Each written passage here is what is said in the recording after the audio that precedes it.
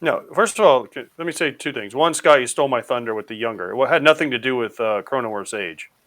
It had to do with the fact that the Braves locked these guys up at a young age. Acuna, Harris, Olson, Murphy, Albies, all these guys they're locking up are young and they're in their core. That's why they're locking them up. Austin Riley, that's the difference to me is they're locking these guys up at 24, 25. The Padres are locking these guys up at 30 for 10 years. And don't forget, they also have another guy that's a free agent really quickly. His name's Juan Soto. So do they have enough money to get Juan Soto back in the Padres uniform when he becomes a free agent? I think they do. They definitely have enough money. I don't think you're pulling from the same pool of money.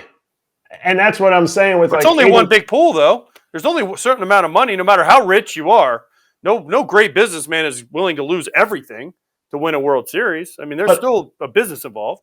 I agree. And if you're gonna put out money for Juan Soto, I think the value of $80 million to ownership is not what we think $80 million value is. Yes, they would love to have, a young guy locked up, but they've traded away all their young guys. And I think they're still in on Juan Soto.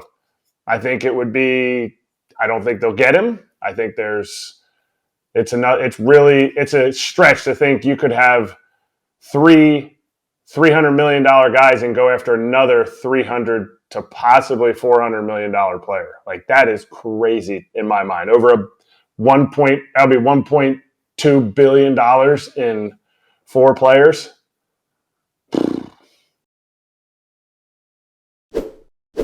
I think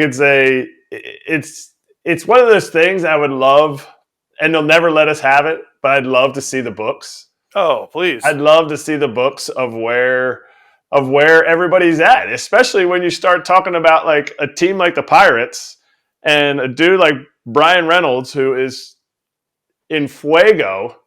And now these reports are coming out about a possible $100 million deal from the Pirates. Like they might close the bridges. They might close the bridges if this actually becomes a real deal. I hope they do.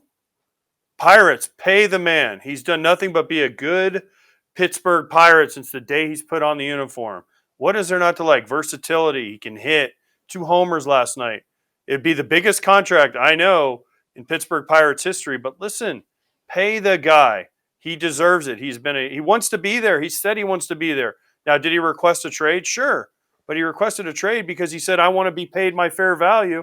And if you're not going to do it, I'll go somewhere else. But listen, I want to be a Pittsburgh Pirate. There's not a lot of those guys that say, I want to be with an organization. So pay the guy, give him his 106.75 like it's being reported.